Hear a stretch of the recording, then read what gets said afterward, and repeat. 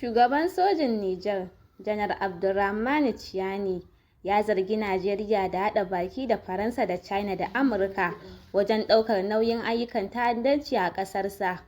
A cikin wani jawabi na awa 3 da ake watsawa kai tsaye a gidan talabijin na Rediyo Talabishin du Nijar a ƙarshen mako, Tchiani ya yi magana da harshen Hausa, Zabarma da Faransanci, inda ya zargi Najeriya da Jamhuriyar Benin da Faransa da China da Algeria da Amurka da ƙoƙarin dagula ko cutar Nijar da sauran ƙasashen da ke cikin ƙawancen. Wannan shi ne karo na biyu da Tchiani ke zargin Najeriya, a yayin wata hira da ya yi a ranar Kirsimeti a bara, inda ya ce Faransa na haɗa baki da ƙungiyar masu tayar da ƙayar baya a yankin tafkin Chadi domin lalata tsaron Nijar tare da sanin Najeriya.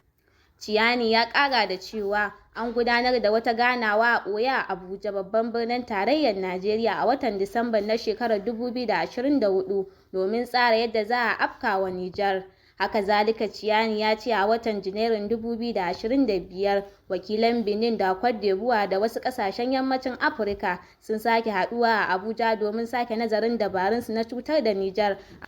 amma suka gamu da cikas bayan shirin ya ci tura. Waɗannan zarge-zargen sun biyo bayan hare-haren da ƙungiyoyi masu tayar da ƙayar baya suka kai a yankunan Tawa da Dosa, inda aka kashe sama da sojoji 100, lamarin da ya tayar da hankalin jama'ar Nijar.